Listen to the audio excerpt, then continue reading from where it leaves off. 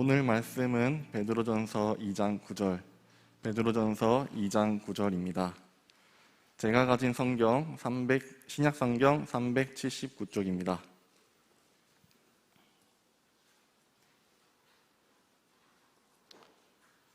찾으셨으면 다 같이 합독하시겠습니다. 시작.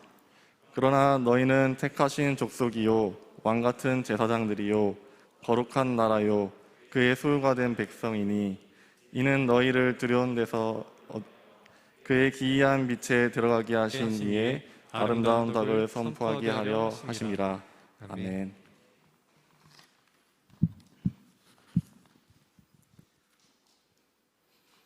네, 반갑습니다. 많은 청년분들이 오늘 오셨네요. 우리 마스크를 썼지만 앞뒤 좌우 사람 보며 한번 인사합시다. 하나님을 기대합시다. 네, 오늘도 하나님 기대해서 이 자리에 나오신 줄 믿습니다. 무릇 지킬 만한 것 중에 내 마음을 지키라. 생명의 근원이 이에서 남이니라. 아멘. 여러분, 마음 지키기가 힘든 세상을 살아가고 있습니다. 세상의 문화와 환경과 이 모든 것들이 우리가 우리의 정체성대로 부름받은 자들대로 살아가지 못하게 참 많은 공격들을 하는 세상 가운데 우리 다 살아가고 있습니다. 그래서 엄청나게 치열한 전투가 있고 어려움이 있는 가운데서도 여러분들이 또 다시 한번 힘을 얻고 하나님 앞에 이 마음을 더 강하게 지키기 위해 이 자리에 나오신 줄 믿습니다. 바라건대 오늘 성령께서 오셔서 여러분들이 누구인지 알리시고 알릴 뿐만 아니라 아는 대로 살아가게 만드시는 그 은혜가 우리에게 있게 되기를 간절히 소원합니다. 저는요, 선교단체에서도 사역을 했었고 또 교회도 개척해본 경험이 있습니다. 경험이 다는 아니지만 경험을 통해 많은 것들을 배우고 깨달은 것들이 있었던 것 같습니다. 그 중에 제가 섬겼던 선교단체에서 늘 구호처럼 외우는 단어들이, 이런 문장들이 있었는데 한번 따라해 볼까요? 말씀을 밥 먹듯이, 기도를 숨쉬듯이, 순종을 운동하듯이. 다 이렇게 살고 계시죠? 아멘? 네, 좀 아멘 소리가 작아지고 있습니다. 여러분, 말씀은 우리의 양식이라고도 이야기합니다. 말씀을 밥 먹듯이 우리가 한다면, 정말 하나님의 말씀을 우리 안에 채운다면 주님의 말씀에 우리의 기준이 세워지고 그 기준대로 살아갈 수 있는 내 마음을 지켜주는 놀라운 일들이 우리 안에 있을 줄 믿습니다. 기도를 숨쉬듯이 한다는 건 우리가 정해놓은 시간에 구별하며 주님 앞에 기도하는 것, 그리고 우리가 걸으며 순간마다 주님께 묻고 나의 발걸음과 순간의 어떤 생각들과 모든 삶의 영역에 있어서 주님과 동행하며 대화하며 산다면 왜 우리의 마음이 지켜지지 않을 수 있겠습니까? 그 마음이 지켜진다면 자연스럽게 지켜진 마음을 통해서 우리의 생각과 행동이 바뀌게 될 줄 믿습니다. 여러분, 청년의 때에 어떤 것보다도 우리가 훈련해야 되는 건 무엇인가? 생각 관리를 하는 겁니다. 생각을 지키는 것입니다. 이 생각을 지키지 못할 때 생각에 의해서, 나의 마음에 의해서 나의 삶이 지옥 같은 삶이 되기도 하고요, 나의 삶이 천국이 열리기도 합니다. 오늘 저와 여러분이 이 예배를 통하여서 정말 하나님 나라를 경험하고 마음에 주님 나라를 가득 담아 여러분의 앞으로 펼쳐질 삶의 현장에서 그 나라를 확장시켜 가시는 우리 귀한 청년 여러분들로 일어나게 되시기를 예수님의 이름으로 축복합니다. 여러분, 요즘에 TV 프로 중에 가장 핫한 프로그램이 뭔지 아십니까? 1위? 놀면 뭐하니입니다. 그래서 제가 오늘 설교 제목을 알면 뭐하니 이렇게 했습니다. 아무도 눈치를 못 채신 것 같은데, 놀면 뭐하니라는 프로인데요, 거기에 이제 유재석 씨가 등장을 하죠. 그분이 그동안 했던 여러 부캐라고 얘기하죠. 부캐릭터들을 보니까 유고스타, 유산슬, 유아색, 유르페우스, 유 DJ 뽕디스파리, 네, 그리고 닥터유, 그리고 유쌤, 유드래곤, 그리고 최근에도 계속 나왔죠. 저는 여기까지밖에 못 찾았는데 아마도 계속 나오고 있는 것 같습니다. 그 유재석 씨를 보면서 참 큰 도전을 받는 게 있어요. 뭐냐면 어떻게 저렇게 끊임없이 자기를 개발해 나갈까? 어떻게 저 사람은 저게 가능할까라는 생각을 하게 됩니다. 그가 신앙인인지 아닌지는 저도 잘 모르겠지만 끊임없이 자기의 삶의 영역에 있어서 많은 것들을 보여주고 변화하기 위해 자신을 노력하는 모습을 보게 해도 됩니다. 여러분, 저와 여러분은 어떠신가요? 하나님이 우리에게 부여하신 정체성이 있습니다. 그렇죠? 아마 이 자리에 아직도 예수 그리스도를 안 믿고 계신 분들이 있다면 이 얘기가 무슨 얘기인지 잘 들리지 않을 수도 있어요. 기본적으로 우리의 정체성은 원래는 뭐였죠? 에베소서 2장 1절에서 3절에 얘기하는 본질상 진노의 자녀였습니다. 무슨 얘기예요? 가만 냅두면 알아서 진노받는 자리로 걸어가는 자들이 우리였다라는 거예요. 인정하세요? 아니에요? 날 때부터 착했어요? 아니라니까요. 제 아들을 봐도 악해요. 지금 16개월인데 악해요. 엄마 피곤하고 아빠 피곤해도 하나도 봐주지 않아요. 그냥 지게 먼저 해요. 지게 우선이고. 여러분, 악합니다. 우린 이렇게. 그러니까 내버려 두면은 본질상으로 죄짓기에 그냥 딱 좋게 만들어진 존재가 우리들이었어요. 여러분, 저는 믿는 게 있는데요. 첫 번째는요, 따라해 봅시다. 사람은 잘 안 변한다. 다 끄덕끄덕 하시죠? 잘 안 변해, 사람은. 근데 제가 더 믿는 게 있습니다. 그것보다 더 강력하게 믿는 거. 따라해 봅시다. 모든 사람은 바뀔 수 있다. 믿으세요? 어떻게 바뀔 수 있어요? 사람이 잘 안 변하는데요, 예수 안에 담궜다 나오면 변해요. 십자가를 체험하면 변해요. 그 장본인이 여기 있습니다. 제가 바뀌고 제가 변하고 나서 저는 믿는 게 있어요. 어떤 청년, 어떤 사람, 어떤 연약함, 어떤 고통, 어떤 것을 품고 있어도 주님이 그 지체를 만드시면 바뀐다. 주님이 그 지체와 함께 하시면 바뀐다. 피 묻은 손으로 안수하시면 바뀐다. 믿는 거예요. 십자가와 부활을 체험하는 순간 사람은 바뀌게 되는 거예요. 오늘 아직도 이 자리에 예수를 믿지 못하고 있는 그분들이 있다면 죄송하지만 여러분의 정체성은 여전히 본질상 진노의 자녀예요. 여러분의 생각에 아마 하나님 나라에 대한 관점과 생각은 많이 없을 거예요. 내가 무엇을 위해 이 자리에 나오는지도 아직 희미할 거예요. 오늘 이 자리에서 예수가 여러분의 구주 되심을 믿게 되시기를 축복합니다. 그분이 본질상 진노의 자녀, 하는 일마다 죄짓고 가는 것마다 죄의 자리고 우리가 생각하는 것마다 악했던 우리의 존재를 십자가에서 모든 연약함과 죄를 짊어지시고 죽었다가 살아나심으로 저와 여러분에게 새로운 정체성을 부여하신 거예요. 오늘 그 정체성들에 대해서 함께 살펴보려고 합니다. 그런데 여러분, 이러한 정체성을 발견했죠. 여기 대부분의 아마 모태신앙들도 많으시고 세례도 받으셨고 신앙생활을 하신 분들이 아마 퍼센테이지로 따지면 훨씬 더 많을 거예요. 그렇죠? 이런 그 정체성을 발견하고 나니까 맨날 이기던가요? 삶의 자리에 가면 항상 기쁘고 쉬지 않고 기도가 나오고 감사가 넘쳐나오는 삶이 여러분 가운데 있던가요? 아닐 때가 훨씬 많죠. 여전히 불평하고 이스라엘 민족처럼 광야에서 잘해줄 때 좋았다가 아닐 때는 싫었다가 하는 오락가락하는 우리의 모습들이 있다라는 것입니다. 왜 그럴까요?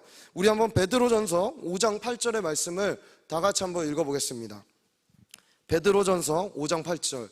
우리 옆 사람이 잘 수도 있으니까 크게 읽으세요. 할렐루야. 네, 우리 다 같이 읽습니다. 시작. 근신하라, 깨어라. 너희 대적 마귀가 우는 사자같이 두루다니며 삼킬 자를 찾나니 라고 얘기합니다. 여러분, 이 고백은요, 베드로의 처절한 경험에서부터 나오는 고백입니다. 왜냐하면 마태복음 16장에 성령의 감동에 따라 예수를 주라 고백했던 경험 바로 뒤에 사단아 뒤로 물러가라라는 그 경험을 했던 사람이 베드로였습니다. 여러분, 근신하여 깨어있지 않으면요, 마귀는 우리를 지금도 이 자리에서도 삼킬 자를 찾고 있는지 모르겠습니다. 오늘 여기에 아마 화살이 막 넘나들고 있을 거예요. 어둠의 화살을 맞으신 분들은 막 입신의 영에 들어가고, 할렐루야, 하나님의 말씀을 듣지 못하게 하는 그 영들을 대적하시고 오늘 깨워서 주의 진리의 말씀 앞에 우리를 세워가게 되시기를 축복합니다. 근신하라, 깨어라. 베드로는 잘 알고 있었죠. 하나님의 도구였다가 사단의 도구가 되어 보았기 때문입니다. 우리 다 인정하지 않나요? 저도 그럴 때가 있습니다.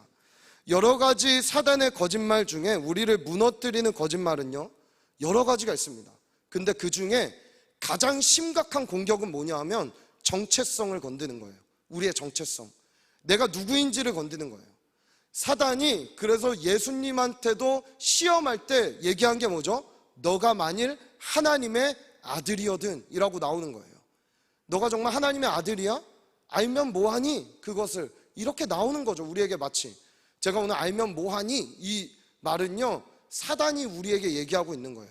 우리 한번 따라해 봅시다. 알아서 살아내리라. 할렐루야. 그러실 줄 믿습니다. 오늘 저와 여러분이 예수 안에서 어떠한 존재가 되었는지 깨달아 알 뿐만 아니라 그 존재로 살아가게 되시기를 축복합니다. 정체성의 공격은요, 나를 지으신 목적대로 살지 못하게 합니다. 다 하나님은요, 여기에 한 지체 한 지체, 한 영혼 한 영혼에게 여러분을 지으시고 구원하시고 이 땅에 남겨두신 이유가 있습니다. 여기에 어떠한 영혼도 필요 없는 영혼은 없는 거예요. 그가 혹 가시가 돋쳐도 아파 있거나 연약함이 있다고 하더라도 그를 이 땅에 남겨놓은 하나님의 존재의 목적이 있다라는 것이죠. 근데 사단은요, 너는 필요 없어, 너는 이 땅에 있어서는 안 돼, 넌 이 공동체에서 해악이야 등등의 여러 가지 이야기들로 우리의 정체성을 공격해서 첫 번째는 내 삶을 무너뜨리고, 그리고 공동체에 연결되지 못하게 하고, 또는 내 삶의 부르심의 목적을 이루지 못하게 만드는 것이 사단의 공격의 목적입니다. 여러분, 나를 처음 이 땅에 보내주실 때에 하나님의 오리지널 디자인이 있어요. 원래 원형의 디자인, 우리의 원래 모습이 있다라는 것이죠. 여러분, 저는 어렸을 때 과학관을 가는 걸 좋아했습니다. 과학관을. 다 과학관 다녀보셨나요? 가면은 거울이 3개가 있습니다. 어떤 거울이 있죠? 그냥 거울, 그리고 오목 거울, 볼록 거울 이렇게 있습니다. 어떤 거울에 서는 걸 제일 좋아하세요? 전 오목 거울이요. 예, 날씬해 보이고 키 커 보이니까 좋아합니다. 그래서 그 앞에서 이렇게 사진도 찍고 어렸을 때 이랬던 기억들이 있습니다. 원래 나의 모습이 있는데 어떤 거울을 통해서 나를 보느냐에 따라서 내 모습이 이렇게 보이기도 하고 저렇게 보이기도 하는 것이죠. 즉, 우리의 시선에 따라 우리 자신을 바라보는 시선도 제각기 다 달라지는 거예요. 내가 나를 무엇을 통해 보고 있느냐에 따라 달라지는 것입니다. 자, 그러면 원래 우리의 오리지널 디자인은 어땠을까요? 여러분 잘 아시는 말씀, 우리 창세기 1장 26절에서 31절의 말씀 보겠습니다. 여러분, 저는 특별히 좀 말씀을 많이 읽습니다. 우리 창세기 1장 26절에서 31절까지의 말씀을 저 한 절 여러분 한 절 교독하시고 31절 다 같이 읽을게요.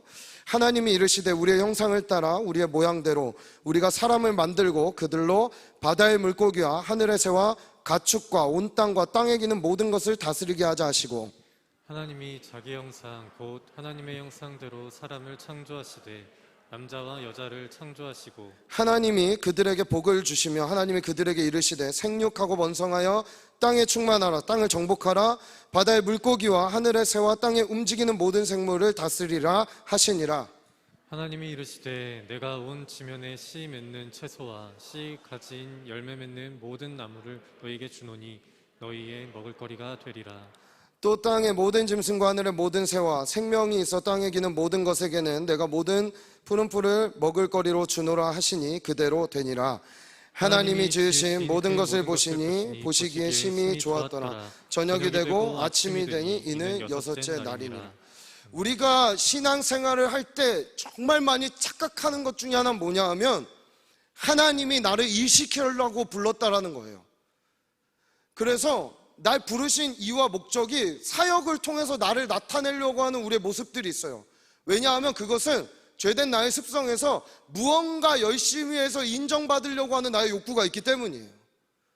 근데 여러분, 하나님이 우리를 창조했을 때 일 시킨 거 맞죠? 뭐 하라고. 근데 그 전에 한 게 있어요.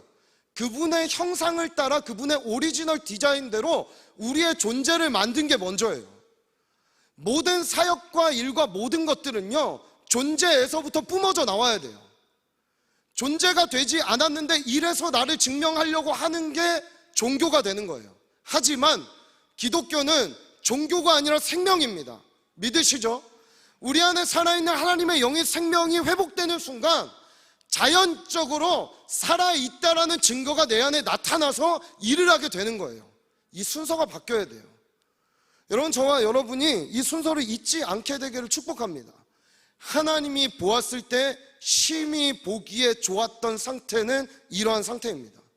내가 하나님 앞에 어떠한 존재인지 알아 그 존재답게 살아가는 것이죠. 여러분, 마태복음 5장에서 7장의 산상수훈은요, 너희 이런 사람이 되라라는 비동사를 주로 쓰고 있습니다. 심령이 가난한 자가 되라라는 너희의 존재가 그런 자가 되면 너희는 이런 것을 얻게 될 것이다 라고 이야기하는 거예요.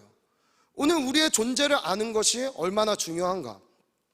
여러분, 제가 하나님을 만나고 구원받았다는 것을 초등학교 3학년 때 처음 깨달았고 21살 때 한 번 더 경험을 하고, 그러고 나서도 끊임없이 넘어짐과 잘삼과 이런 것들을 반복하며 살아갔습니다. 근데 어느 날 제 안에 나는 왜 이럴까 하는 모습들이 있었어요. 특히 어떤 부분에서 그랬냐 하면은 굉장히 끈질김이 없이 쉽게 포기하는 부분들. 그러니까 예를 들면 어느 정도였냐 하면, 여러분 저 테트리스 게임을 되게 좋아하는데 테트리스 하다가 빈칸 두세 개 생기면 그냥 싹 없애버리고 처음부터 다시 했거든요. 만약에 제가 하나님이었다면 큰일 났을 거예요. 범죄했으면 그냥 지구 종말시켰을 거예요. 제가 하나님이었다면. 감사하세요. 할렐루야. 제가 하나님 아닙니다. 네, 그렇죠? 그런 존재인 거예요. 제가 왜 이렇게 끈질김이 없을까? 뭘 하다 보면. 이건 제가 피아노도 3년을 쳤는데요, 바이엘 학원을 끝냈어요. 네, 잘 모르시는 분들은 저보다 못한 분들도 있나 봐요. 엄청나게 하다가 막 포기했다 뭐 하다가 미술학원도 뭐 1년 다녔나? 물론 좀 상처가 있습니다. 그 선생님 그때 제가 나중에 주님 만나고 제 마음으로 깊이 용서했는데 저희 어머니한테 얘는 미술은 아닌 것 같습니다. 그 어린애한테 해보지도 않고 얼마나 했다고 초등학생 때 너무 큰 상처가 있는 거예요. 물론 제가 거기서 미술을 안 그리고 친구들 이렇게 모아갖고 놀고 막 다른 거 그리고 막 이랬던 기억은 있습니다. 그래서 어쨌든 미술학원에서도 태교를 당했어요. 이런 어떤 끈질김이 없이 제 삶에 어떤 걸 하나 완성하지 못하고 끝내버리는 어떤 이런 트라우마들이 제 안에 있는 거죠. 근데 제가 대학생 때 이러한 저의 모습을 두고 하나님 앞에 기도하면서 그래서 제가 제 안에 저를 정의 내려보는 게 뭐냐 하면, 나는 하나를 오래 하지 못하는 사람이야. 그냥 나는 금방 질려버리는 사람이야 라는 것을 제 스스로 정의해버렸어요. 그리고 어떤 상황이 딱 닥쳤을 때 뭔가 질리거나 못하게 되면은 그만해야지, 이런 그냥 저의 모습을 제가 만들어 버렸던 것입니다. 근데 하나님을 깊이 만나고 하나님 안에서 제 형상들을 하나하나씩 회복해 나가는데, 제가 여러분 아세요? 한번 기도하러 앉으면 그래도 한두 시간 쭉 갑니다. 할렐루야. 네, 알게 됐어요. 어느 순간 저 굉장히 끈질깁니다. 우리 공동체 지체들 알 거예요. 포기 안 합니다. 네, 끝까지 포기 안 합니다. 주님이 너희를 놓으시지 않고 저도 놓지 않습니다. 여러분 무슨 얘기입니까? 우리 스스로 뭐 MBTI 다 중요하죠. 그런 것 통해서 우리를 정의해 놓아 버린 것이 우리 자신이 되기 이전에 하나님이 여러분을 창조하신 오리지널의 디자인이 회복된다면 난 전혀 다른 삶을 살 수 있다는 것을 얘기하고 있습니다. 즉 무슨 얘기죠? 사단은 끊임없이 교육이나 미디어나 어떤 것들을 통하여서 우리에게 왜곡된 자아상을 넣어주고 있다는 거예요. 나는 이런 존재야, 이런 사람이야 라는 것을 나 스스로 그렇게 생각하게 만들고, 그것의 맹점은 하나님을 똑바로 보지 못하게 만드는 데 있다는 거 아셔야 돼요. 여러분 그래서 근신하여 깨어서 주님이 나를 어떻게 보시는지 발견해야 되는 것입니다. 여러분 이런 왜곡된 자아상은 굉장히 유연합니다. 민수기 13장 30절에서 33절에 보면은 여기에 이 사람들이 왜곡된 자아상을 갖고 자기 자신들을 보고 있습니다. 민수기 13장 30절에서 33절 한번 볼까요? 네, 다 같이 읽습니다. 시작. 갈렙이 모세 앞에서 백성을 조용하게 하고 이르되 우리가 곧 올라가서 그 땅을 취하자 능히 이기리라 하나 그와 함께 올라갔던 사람들은 이르되 우리는 능히 올라가서 그 백성을 치지 못하리라. 그들은 우리보다 강하니라 하고 이스라엘 자손 앞에서 그 정탐한 땅을 악평하여 이르되 우리가 두루다니며 정탐한 땅은 그 거주민을 삼키는 땅이요 거기서 모든 백성은 신장이 장대한 자들이며 거기서 네피림 후손인 아낙 자손의 거인들을 보았나니 우리는 스스로 보기에도 메뚜기 같으니 그들이 보기에도 그와 같았을 것이니라. 아멘. 우리 이거 다 알고 있습니다. 그렇죠?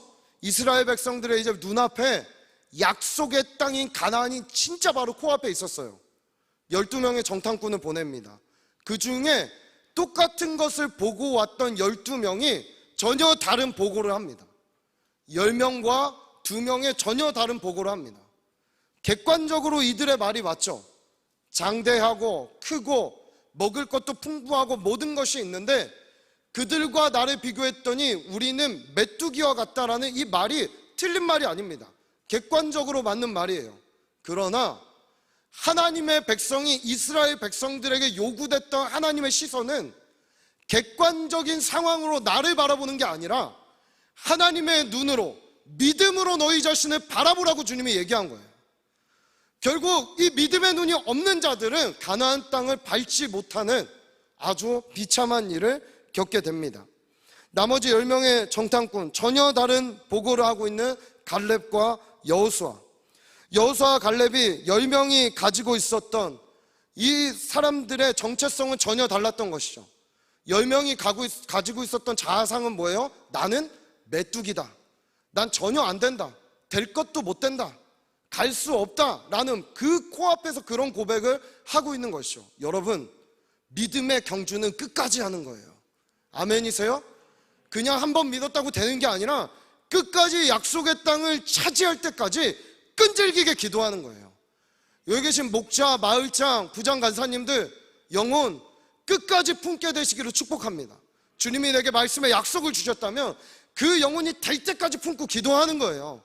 주님이 놓지 않으면 반드시 역사는 일어납니다. 상황과 환경, 자기 처지 여러 가지를 통해 이 모든 것이 어쩌고 저쩌고로 얘기하며 안 된다라는 핑계를 대는 사람은 끝까지 안 되는 거예요. 그러나 우리의 시선을 하나님께 돌려 아브라함 때부터 약속하셨던 하나님의 언약에 굳게 서 있는 여호수아와 갈렙은 그 땅을 우리가 차지하게 될 것이라는 전혀 다른 정체성과 자아상을 갖고 그들 앞에 나아가게 되는 것이죠. 여러분, 합리적인 사고보다 더 중요한 것은 믿음의 사고입니다. 오늘 이것을 그냥 무모하게 믿음이면 답니까? 뭐 이렇게 얘기할 수 있지만 그럼 믿음이 아니면 무엇으로 우리가 여기 있습니까? 좀 그런 상상도 해봐요. 만약에 내가 이렇게 주의 종의 길을 가고 하나님을 위해 일하고 이 진짜 시간을 투자하고 뭐 해서 이렇게 가다가 끝에 갔는데 주님이 그 끝에서 다 뻥이었는데 이러면 어떨까? 이런 상상도 해봐요. 여러분, 그러나 이거 거짓이라는 걸 아는 거죠. 우리 주님 진짜 살아계세요. 지금도 일하셨고 일하고 계시며 앞으로도 저와 여러분의 삶의 언약과 약속을 성취하시며 이루실 분이 우리 주님이라는 것입니다. 오늘 그 주님 안에 붙들려 있는 이 오후의 시간이 되시기를 간절히 소원합니다. 그렇다면 나의 자아상은 어떻게 만들어질까요? 우리를 보는 눈은 크게는 3가지가 있습니다. 첫 번째는요, 다른 사람들이 나를 바라보는 눈이 있어요. 다른 사람들에 의해서 내가 세워지는 내가 있어요. 그 다른 사람은 가족도 포함합니다. 저희 어머니가 저를 바라보는 눈이 있겠죠. 그리고 걱정하는 것들이 있습니다. 그래서 지금도 연락하시면은 양치했니? 이런 거 물어보세요. 왜 그렇게 했어요? 그동안 잘 안 했으니까. 지금 잘합니다. 오늘 예배 전에도 양치하고 왔어요. 두 번째, 내가 나를 바라보는 눈이 있습니다. 그렇죠? 여러분 자신이 나를 생각하고 정의하는 눈이 있습니다. 이건 대부분 나의 경험을 통해 결정됩니다. 첫 번째의 눈은 외모와 성향과 나의 말투와 어떤 것을 통해 다른 사람이 나를 평가하고 바라봐서 결정이 된다면, 두 번째는요, 대부분 나의 경험을 통해 난 이런 사람이야 라고 결정되게 됩니다. 근데 이 2가지 눈이 우리에게 도움은 주기는 합니다. 필요 없는 건 아니에요. 객관화시키는데 도움은 주긴 합니다. 그러나 정확하지는 않습니다. 우리를 바라보는 가장 정확한 눈은 바로 우리를 창조하신 하나님이 나를 바라보는 눈입니다. 그분의 눈으로 우리를 보게 될 때, 하나님께서 나를 만드신 목적대로 나를 보게 될 때 우리는 나를 가장 객관적이고 정확하고 또한 객관적을 넘어 믿음의 눈으로 나를 바라볼 수 있게 됩니다. 제가 그 찬양 참 좋아하는데요. 갈보리 언덕 넘어 그 어느 날 주 안에 온전케 되리. 다 아시죠? 여러분, 우리가 갈보리 언덕 넘어왔죠? 어느 날, 지금 믿음의 경지를 가고 있는 그 어느 날, 주님 만나는 그날 우리를 온전하게 만드시는 주님을 바라보게 되시기를 축복합니다. 주님의 눈으로 우리 바라볼 때 가장 정확한 눈을 보게 됩니다. 여러분, 자동차의 왕 포드의 유명한 예화가 하나 있죠. 한 자동차 수리공 어떤 사람이 수리공이 자기 자동차를 이렇게 저렇게 해서 중고차를 사서 잘 조립해 갖고 타고 다니다가 길에서 차가 멈춰 버렸습니다. 근데 젊은 사람이고 수리공이잖아요. 얼마나 공부를 많이 했겠어요 그 당시에. 그래갖고 자기가 아무리 해도 엔진에 시동이 안 걸리는 거예요. 근데 가다가 어떤 한 노년의 신사가 내리더니 젊은이 내가 그것 좀 봐줄까 했더니 그 수리공이 얘기합니다. 아, 무슨 저도 못하는 거 할아버지가 뭘 한다고 하세요 라고 이야기했는데, 그 늙은 신사가 찾아와서 엔진을 조금 만졌더니 시동이 걸리게 된 거죠. 왜 그럴까요? 그 사람이 포드였기 때문이에요. 그 엔진을 만든 사람이었기 때문이에요. 우리 안에 예수를 믿어도 여전히 고장나 있고 연약해 있고 여전히 해결되지 않는 내 안에 불안감이라든지 내 안에 연약함들이 우리 모두가 있습니다. 어디에 가서 고쳐야 돼요? 사람들에게 막 얘기하면 되나요? 해결되든가요? 아니에요. 하나님 앞에 가면은 해결되는 거예요. 주님이 만지시면 해결되는 거예요. 물론 주님이 만지시는 방법은 사람을 통해서도 하기도 합니다. 환경을 통해서 우리 몰아가서도 하기도 합니다. 그러나 그 어떤 방법이 됐건 우리가 주님 앞에 기도하고 이 말씀 앞에 서게 됐을 때 믿음의 눈으로 저를 바꾸셨던 하나님이 여러분도 바꾸시고 우리를 온전한 길로 이끌어 가실 줄 믿습니다. 시편 139편 13절에서 14절 한번 볼까요? 시편 139편 13절과 14절 다 같이 읽습니다. 시작. 주께서 내 내장을 지으시며 나의 모태에서 나를 만드셨나이다. 내가 주께 감사하오며 나를 지으심이 심히 기묘하심이라. 주께서 하시는 일이 기이함을 내 영혼이 잘 아나이다. 아멘. 내 뭘 지으셨대요? 내장을 지으셨대요. 내장을. 여러분 섬뜩하지 않나요? 주님이 내 속의 폐부까지 다 감찰하신 바 된다는 거예요. 주님 앞에 숨길 게 없다라는 것이죠. 근데 여기서 그 지으심이 심히 기묘하심이라 fearfully and wonderfully made라고 얘기합니다. 이 세상에서 어떤 것과도 비교하고 견줄 수 없을 만큼 가장 존귀하게 창조하신 것이 바로 저와 여러분이라는 거예요. 믿으십니까? 오늘 그 주님이 여러분 그렇게 창조하셨는데 우리는 왜 세상이 주는 소리에 움츠려들고 안 된다라고 이야기하고 있는 것인가? 만약에 어떤 종이에 제가 사인을 해서 당근마켓에 올리면 1,000원에도 사람들이 안 사가겠죠. 그렇죠? 다 끄떡끄떡 하시네요. 네, 좀 슬프지만 현실이 그래요. 그러나 만약에 거기에 실제로 셰익스피어의 어떠한 사인이 있다 그러면은 그 가치는 몇억, 몇십억, 몇백억까지의 가치를 갖게 됩니다. 무슨 얘기입니까?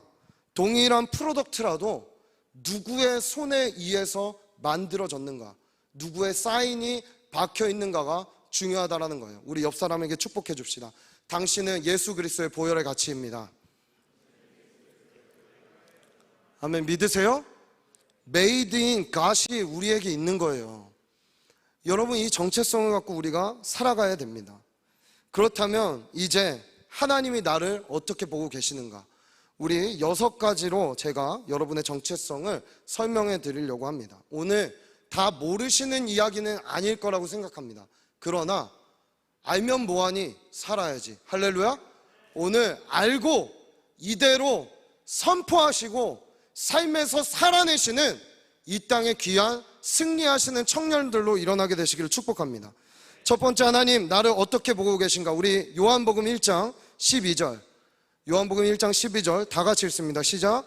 영접하는 자 곧 그 이름을 믿는 자들에게는 하나님의 자녀가 권세를 주셨으니. 우리 마태복음 6장 9절도 한번 볼까요? 마태복음 6장 9절 읽습니다. 시작. 그러므로 너희는 이렇게 기도하라. 하늘에 계신 우리 아버지여, 이름이 거룩히 여김을 받으시오며. 마지막으로 로마서 8장 15절도 있습니다. 로마서 8장 15절 읽습니다. 시작. 너희는 다시 무서워하는 종의 영을 받지 아니하고 양자의 영을 받았으므로 우리가 아빠 아버지라고 부르짖느니라. 따라해 봅시다. 나는 하나님의 자녀이다. 믿으십니까? 여러분 우리 아빠 누구예요? 하나님이십니다. 우리의 아버지는 하나님이십니다. 여러분 예전에 굉장히 이슈가 됐던 대통령 딸 한 명이 있었습니다. 첼시 클린턴. 클린턴 대통령 딸이었는데 뭘로 이슈가 됐냐 하면 못생긴 걸로, 되게 못생긴 걸로 이슈가 됐었어요. 근데 그 친구가 학교 다니거나 아빠가 대통령 되기 전에는 어땠어요? 무시당하고 놀림당하고 이랬던 존재였는데 어느 날 갑자기 아빠가 대통령이 된 순간 그에게 경호원이 붙기 시작합니다. 그를 지키는 사람들이 붙기 시작합니다. 그가 쇼핑 다닐 때나 뭐 할 때나 항상 호위하는 사람들이 붙기 시작합니다. 여러분, 세상의 대통령이 된 존재에게도 그러한 호위하고 그를 에스코트하는 사람들이 있는데 신의 자녀인 하나님의 자녀들이 가는 그곳에 하나님이 천군 천사를 보내시는 줄 믿습니다. 하나님의 자녀라는 것은 이런 거 얘기하는 거예요. 우리 주님이 우리의 인생을 책임지고 계시다는 거예요.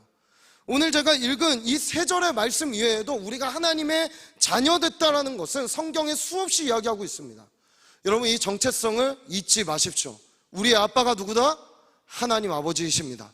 우리 그 아버지를 믿음으로 담대하게 선십, 자녀됨의 권세를 갖고 이 시대 넉넉히 이기며 살아가는 청년들 되시기를 축복합니다. 두 번째, 우리는 어떠한 존재입니까? 우리 읽었던 오늘 본문의 말씀 베드로전서 2장 9절의 말씀을 다시 한번 읽겠습니다. 시작. 그러나 너희는 택하신 족속이요 왕같은 제사장들이요 거룩한 나라요 그의 소유가 된 백성이니 이는 너희를 어두운 데서 불러내어 그의 기이한 빛에 들어가게 하시니에 아름다운 덕을 선포하게 하려 하심이니라. 다시 한번 따라해 봅시다. 나는 왕같은 제사장이다. 아멘. 여러분이 왕이시며 제사장입니다. 왕과 제사장은요, 통치와 하늘과 땅을 연결하는 자라는 의미가 있는 것이죠. 여러분이 없으면 하나님의 나라의 통치가 이 땅에 임할 수가 없습니다. 여러분이 없으면 하늘과 땅을 연결해서 하나님의 말씀과 뜻이 이 땅에 올 수가 없습니다. 오늘 우리는 하늘과 땅을 연결하는 자입니다. 오늘 우리는 하나님의 나라를 보여줘 하나님 나라의 대사입니다. 오늘 저와 여러분이 사는 그 자리에 하나님의 나라가 저와 여러분을 통하여서 확장되게 되는 놀라운 역사가 있게 되기를 간절히 소원합니다. 여러분, 결국 빛이 없는 게 문제입니다. 그렇죠? 어둠이 많은 게 문제가 아니라, 어둠이 짙은 게 문제가 아니라 빛이 없는 게 문제예요.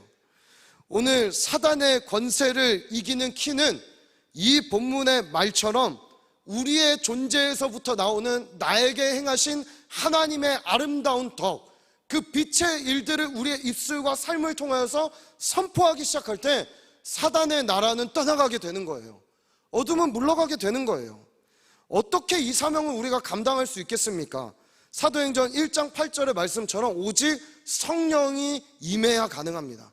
그래야 증인이 되는 거예요. 이 증인이란 말은 마르티스라는 뜻이 있죠. 순교자와도 똑같은 단어를 씁니다. 무슨 얘기입니까? 우리가 말하는 그 증언에 생명을 거는 거예요. 할렐루야. 여러분, 주님의 일을 할 때, 복음을 전할 때, 아니 기도를 할 때, 아니 이 자리에서 예배할 때도 한번 생명 걸고 여러분이 주님 앞에 드리는 마음으로 나와 보세요. 그저 그냥 일주일에 한 번 나와서 드리는 예배가 아니라, 주님, 내 전부를 정말 갈아 넣어서 주님 만나기 원합니다. 주님, 기도 응답받기를 원합니다. 주님, 내 삶의 전부를 드려서 주님 나라를 확장하기 원합니다 라는 자세로 생명을 드린 사람보다 무서운 존재는 없는 거예요. 오늘 저와 여러분이 왕같은 제사장의 직분을 수행하기 위해서 나의 삶을 온전히 주님께 붙들리게 되는 놀라운 역사가 있게 되기를 간절히 소원합니다. 세 번째, 우리는 갈라디아서 3장 29절의 말씀 한번 보겠습니다. 갈라디아서 3장 29절 다 같이 읽습니다. 시작. 너희가 그리스도의 것이면 곧 아브라함의 자손이요 약속대로 유업을 이을 자니라. 아브라함의 것이라는 건 무슨 얘기입니까? 바로 이러한 뜻입니다. 따라해 봅시다. 나는 축복의 통로다. 믿으세요? 아까 앞에서 하늘을 연결할 자라 이야기했지만 동일하게 얘기합니다. 여러분이 없으면 이 땅은 복을 받을 수가 없습니다. 할렐루야. 영혼들이 복을 받을 수가 없는 것이죠. 왜냐하면 그 복은 다른 복이 아닌 물질적, 현세적 복을 넘어 보이지 않는 신령한 복, 하늘에서부터 쏟아져 내려와야 되는 복, 예수 그리스도 안에서 모든 것이 통일된 복, 예수가 아니면 해결할 수 없는 복이기 때문입니다. 창세기 12장 2절에서 3절에 아브라함에게 주신 이 복은 자녀, 대대, 손손 이루어졌던 복입니다. 이 복의 성취는 마태복음 1장 1절인 아브라함과 다윗의 자손 예수 그리스도의 계보라. 할렐루야. 드디어 예수가 등장합니다. 누구를 통하여서? 아브라함의 믿음의 발걸음을 통해서 예수가 오게 되는 것이죠. 여러분 누가 알겠습니까? 여러분의 마음에 회복된 정체성을 통하여서 작은 움직임 하나가 예수를 보여주게 되는 놀라운 역사를 일으킬지 누가 알겠습니까? 믿음으로 여러분이 길 가다 휴지 주는 것 하나가 정말 어마어마한 일을 이뤄낼지 아무도 모르는 것입니다. 오늘 우리가 믿음으로 행동하고 반응하게 될 때 우리를 통하여서 복이 흘러가게 될 줄 믿습니다. 네 번째, 주님은 우리를 뭐라 하시는가? 고린도전서 3장 16절 말씀 한번 보겠습니다. 고린도전서 3장 16절 다 같이 읽습니다. 시작. 너희는 너희가 하나님의 성전인 것과 하나님의 성령이 너희 안에 계시는 것을 알지 못하느냐. 여러분 성전의 중요한 기능은 뭐죠? 예배하는 거겠죠? 기도하는 거겠죠? 근데 우리 구약의 관점에 한번 가봅시다. 성전에 특별히 가장 중요한 곳은 어디인가요? 여러분 알다시피 지성소입니다. 지성소라는 곳에 들어가기 위해 온갖 노력을 다하는 거예요. 각 뜨고 태우고 손 씻고 들어가서 또 떡 먹고 불촛대에서 기도하고 뭐 한 다음에 결국에 들어가는 것이 지성소예요. 근데 들어갔다가 내게 죄가 있으면 또 죽을지도 몰라요. 그렇죠? 근데 왜 그 복잡한 과정을 통해 지성소에 들어가나요? 이유가 뭐예요? 하나님의 말씀 한마디를 받으려고. 대제사장이 들어가서 그 하나님의 말씀 한마디를 받아서 그 한마디를 백성들에게 선포하기 위해서 들어가는 거예요. 이 복잡한 과정을 하고 있는 것이죠. 성전의 중요한 기능은 하나님의 임재, 하나님의 말씀이 있는가 없는가예요. 즉 내 안에 내가 성전이고 지성소가 내 안에 마련되어 있는가 안 있는가는 내 기준으로 이 안에 다 가득 차 있는가, 내 경험으로 차 있는가, 아니면 이 안에 끊이지 않고 공급되는 하나님의 말씀이 나를 적시고 있는가, 이것이 중요한 것입니다. 여러분 이것이 가능하려면 다른 방법이 없는 것이죠. 따라봅시다. 기도와 예배와 말씀으로 우리 거룩하게 하소서. 아멘. 내가 거룩하니 너희도 거룩할지니라. 여러분 이 계명은요, 너희 거룩해져, 내가 여기 거룩하니까 올라와 봐, 이게 목적이 아니에요. 뭐가 목적이냐 하면 내가 거룩한데 너희가 거룩하지 않으면 우리 교제할 수가 없어. 얘야 제발 말씀으로 예배로 기도로 깨끗하여지고 거룩하여져서 나와 제발 교제 좀 하자. 이게 목적인 거예요. 여러분 주님의 마음을 오해하시면 안 됩니다. 그러기 위해 우리가 뭐 하는 것이죠? 바로 기도하는 것입니다. 근데 신약에 와서 많은 대제사장들과 유대인들이 이 기도하는 장소를 뭘로 만들었죠? 강도의 소굴을 만들었다라고 얘기합니다. 마태복음 21장 13절, 내 집은 기도하는 집이라 일컬음을 받으리라 하였거늘 너희는 강도의 소굴을 만드는 도다 라고 얘기합니다. 여러분 무슨 얘기입니까? 우리 안에 지성소 성전에서 기도의 불이 떼지지 않는다면 죄송한 말이지만 여러분 안은 지금 강도의 소굴로 득실득실 차 있다는 것입니다. 여러분 수요 기도회 합시다. 할렐루야. 네, 기도회 하세요. 기도 나오세요. 수요 기도만 얘기하는 게 아니라 제발 여러분의 자리에서 하나님 앞에 첫 시간 첫 자리를 주님 앞에 드리며 내 안에 강도의 소굴이 아닌 주님 거하시는 지성소로 하루의 시작을 들이시고 순간마다 살아가게 되시기를 예수님 이름으로 축복합니다. 그래서 우리의 정체성은 뭔가요? 따라해봅시다. 나는 기도의 집이다. 아멘. 우리는 기도하는 집입니다. 무슨 얘기입니까? 여러분이 걸어가는 그곳이 지성소가 돼서 기도하는 집으로 일어난다는 것을 이야기하고 있습니다. 다섯 번째, 우리의 정체성, 출애굽기 7장 4절, 출애굽기 7장 4절 다 같이 읽습니다. 시작. 내가 내 손을 애굽에 뻗쳐 여러 큰 심판을 내리고 내 군대 내 백성 이스라엘 자손을 그 땅에서 인도하여 낼지라. 따라해봅시다. 나는 큰 용사다. 여러분 생각해 보세요. 430년 동안 종살이를 했어요. 뭐 4년도 아니고 40년도 아니고 430년 4세기를 넘게 종살이를 한 이스라엘 백성에게 아직 출애굽 전해 주신 얘기입니다.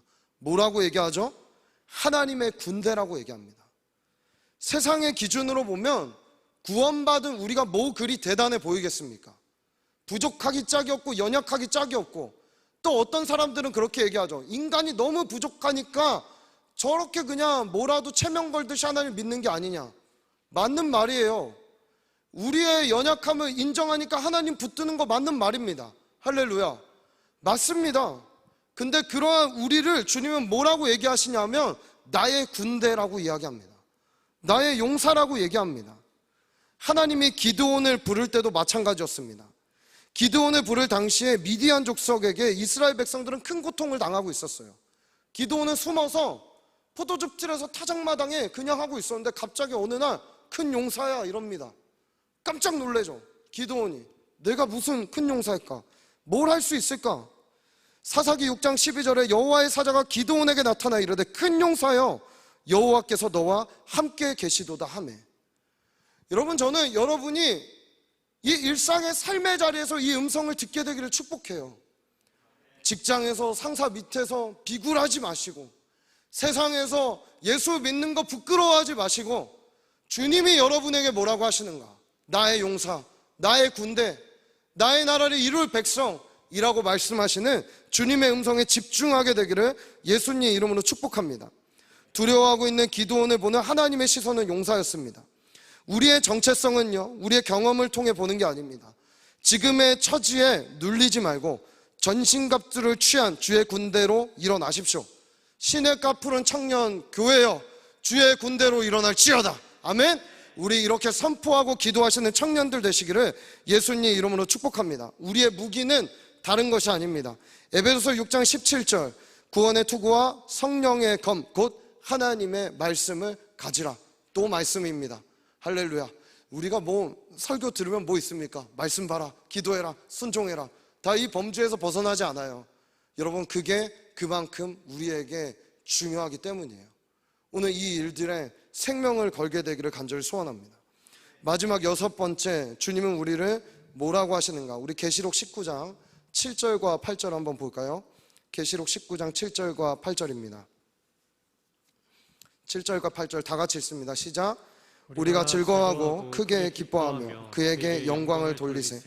어린 양의 혼인 기약이 이르렀고 그의 아내가 자신을 준비하였으므로 그에게 빛나고 깨끗한 세마포 옷을 입도록 허락하셨으니 이 세마포 옷은 성도들의 오르능실이로다 하더라. 아멘. 아멘. 따라해 봅시다. 나는 그리스도의 거룩한 신부다. 예, 여러분, 저는 이 정체성이 옛날에는 손발이 오그라들었습니다. 옛날에 동갑내기 과외학이라는 영화 아세요? 우리 여기 이제 세대 차이가 여기서 드러나죠. 고개를 끄덕이시는 분들과 저 진짜 뭔 소리를 하고 있는 거야 하시는 분들이 있는데, 동갑내기 과외학이라는 이제 영화가 우리 권상우 씨 초창기 때에 아주 파릇파릇할 때 나왔던 영화입니다. 그때 이제 어떤 일이 있냐면 권상우의 친구가 나 신부가 될 거야 하면서 이렇게 했는데 권상우가 두드려 패요. 남자 새끼가 무슨 신부야 이러면서 막 두드려 팬단 말이죠. 저는 그 장면을 보면서 엄청 웃었던 기억이 납니다. 거룩한 신부, 그쵸? 보여지는 어떤 성별적인 것도 우리는 이제 이런 걸 통해 이야기하기도 하지만 신부의 본질과 정체성은 어디에 있을까요? 저는 단언컨대 이 신부의 정체성, 신부의 영성은 마지막 때 반드시 회복돼야 하는 정체성이라고 믿습니다. 특히 지금 어렵고 핍박이 있고 힘든 이 상황을 살아가는 우리 성도들에게 필요한 정체성이 이 신부의 정체성이라고 믿어 의심치 않습니다. 그냥 신부가 아닌 거룩한 신부입니다. 구별된 신부입니다. 무슨 얘기인가요? 한 분 신랑인 주님만을 바라보고 사모하고 사랑하는 신부를 얘기하고 있는 것입니다. 만약 제 아내가 저와 결혼할 때, 저 이거 예화를 한번 제 제자반에 들었었죠? 1년에 365일이 있죠. 여보, 내가 364일은 여보를 위해 집안일도 다 하고 최선을 다하고 육아도 다 하고 내가 모든 걸 다 하고 양말도 거꾸로 벗어도 뭐라 안 하고 내가 열심히 여보를 섬길게, 최선을 다해 사랑할게. 그러니까 하루만 나 다른 남자 만나게 해줘. 이러면 여기 혹시 결혼하실 형제분들 계신가요? 계세요? 만약 그런 분들이 있다면 오늘 끝나고 절 따라오세요. 깊은 치유가 필요합니다. 정말로. 그렇지 않나요? 근데 우리는 확률적으로 따지면은 99.999%의 사랑 아닌가요? 그 이상이죠? 365분의 1만 다른 남자 만나겠다는데 364일은 최선을 다해 섬기겠다는데 왜 그런 신부는 맞이할 수가 없죠? 왜 없죠? 100% 순결하지 않기 때문입니다. 우리가 예수를 믿을 때 이렇게 믿고 계시지 않아요? 주님, 365일 중에 52일에 52주만 주님께 드리겠습니다. 나머지 날짜, 나머지 시간, 아니 하루를 지낼 때도 주님 내가 하루에 11조 아침에 드리겠습니다. 나머지 시간은 제가 알아서 하겠습니다. 라는 삶을 살고 있지 않나요? 왜 우리는 이러한 사랑을 하면서 전부를 다 주신 예수를 믿는다라고 착각하고 있죠? 여러분, 우리 안에 이 신부의 정체성이 회복되기를 간절히 소원합니다. 거룩해지셔야 돼요. 주님만을 사랑하셔야 돼요. 주님의 그 사랑에 매료돼야 돼요. 십자가가 나에게 가장 아름다운 사건으로 보여야 돼요. 가장 큰 사랑의 사건으로 보여야 돼요. 그 부활이 나에게 가장 큰 영광이 돼야 돼요. 재림이 다시 신부를 맞이하러 오시는 예수 그리스도의 그 모습이 나의 삶의 가장 큰 소망이 되어야 되는 것입니다. 어떻게 거룩해지는가? 어떻게 거룩해집니까? 말씀 100시간 보면 거룩해지나요? 기도 100시간 하면 거룩해져요? 아니에요. 주님만 사랑하면 거룩해져요. 주님 한 분만 사랑하면 거룩해져요. 사랑하면 그가 사랑하지 않는 것들을 버리게 되는 거예요. 오늘 저와 여러분이 율법에 매인 억지로 가는 신부가 아니라 자원하여 사랑하여 따라가는 거룩한 신부들로 일어나게 되시기를 예수님의 이름을 축복합니다. 우리 예배팀 반주해 주시고요. 우리 결론입니다. 왜곡된 자아상을 버려야 합니다. 하나님의 눈으로 저와 여러분을 바라보십시오. 사단의 거짓말은 오늘 이 시간 끊어버리십시오. 이제 내려가서 우리는 우리의 일상의 삶을 살아가야 됩니다. 여전히 이렇게 주일마다 예배를 드리고 흩어지면 또 다른 정체성으로 나를 공격하고 잠들게 만들고 나에게 올가매려는 사단의 계획들은 여전히 바뀌지 않고 있을 것입니다. 그러나 알면 뭐하니 이제 아는 대로 살아가시는 저와 여러분이 되기를 간절히 소원합니다. 여러분과 저는 그리스도의 보혈의 가치입니다. 그리고 하나님의 자녀입니다. 왕같은 제사장들이십니다. 축복의 통로입니다. 여러분과 저는 기도의 집입니다. 큰 용사입니다. 거룩한 신부입니다. 이러한 우리의 정체성으로 오늘 주님을 마음껏 우리의 입술을 다해 찬양하고 또한 찬양할 뿐만 아니라 여러분의 삶에서 그 찬양을 통해 임하시는 하나님을 다시 경험하고 다시 그분을 찬양으로 올려드리는 우리의 삶에 주를 높이는 영광을 드러내는 그러한 삶이 우리 삶에 이루어지게 되기를 예수님 이름으로 축복합니다. 우리 같이 찬양하고 기도하는 시간 갖도록 하겠습니다.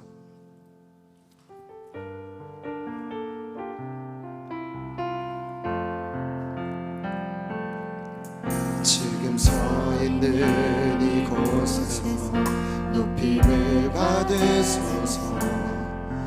내가 밟는 땅 주님의 땅이니 하늘이 주의 길을 높이 올리며 넓은 바다가 주를 노래. 우리 다시 처음부터 고백할까요? 지금 서 있는 이곳에서 높임을 회복된 우리의 정체성을 통해 주님의 높임을 받고 주님의 나라가 임할 것을 믿습니다. 하늘이 주의 이름 높이 올리며 넓은 바다가 주를 노래해.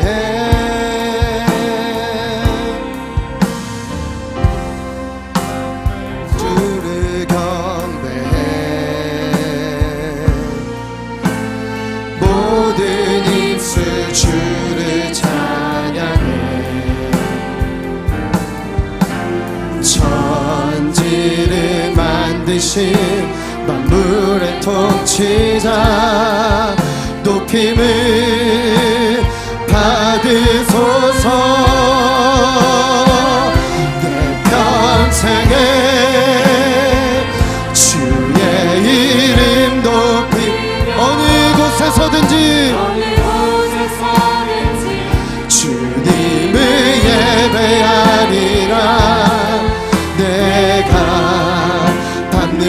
모든 땅 아버지의 영광이 선포되야 찬양하며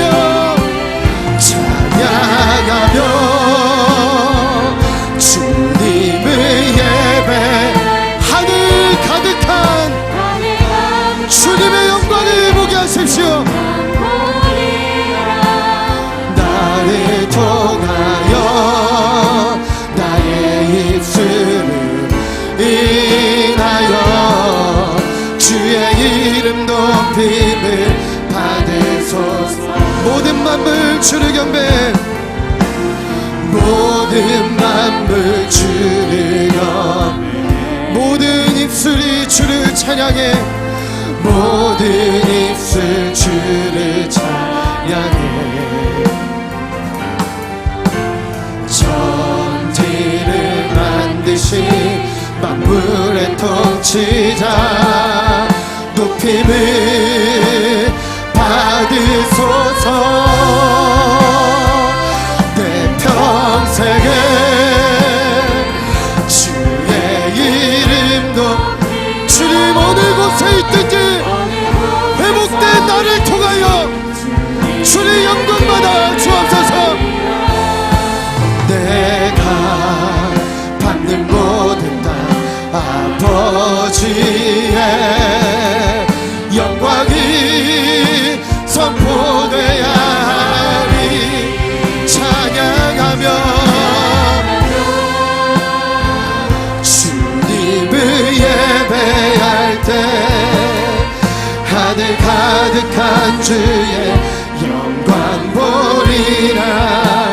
나를 통하여 나의 입술을 인하여 주의 이름 높임을 받으소서. 모든 입술 모든 만물 주를 경배 모든 입술 주를 찬양합니다. 모든 입술 주를 찬양해 우리의 아버지 천지를 만드신 하나님 만물의 통치자 높임을 여러분 우리 두 손을 주님께 들고 찬양합시다. 내 평생에 우리가 이제 세상이 주는 정체성이 아닌 주님의 회복된 정체성을 갖고 찬양하며 기도하며 예배하며 말씀을 갖고 승리하겠노라고 우리의 입술로 선포합니다. 영광이 선포되야 하리 찬양하며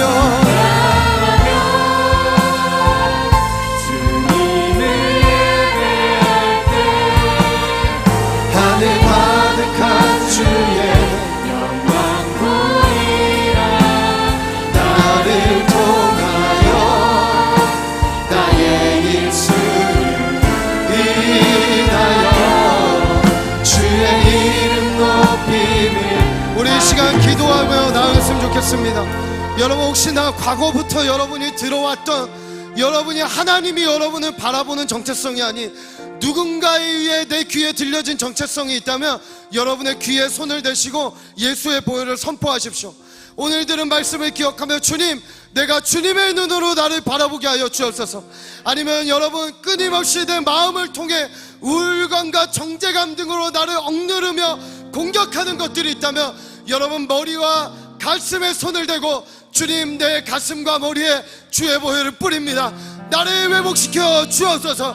오늘 생명을 들여 나를 구원하신 주님 나의 모든 연약함의 문제들을 해결하시고 나를 구원하고 회복시켜 주옵소서. 온전케 하여 주옵소서. 우리 주님의 이름 한번 간절히 부르짖고 주님의 도우심을 바라며 기도하며 나아갑니다. 주여 오늘 주님의 자녀들 이들에게 보혈을 부으시고 자녀로 제사장으로 축복의 통로로 기도하는 자들로 용사들로 주님만이 사랑하는 신부들로 일어나게 하여 주옵소서.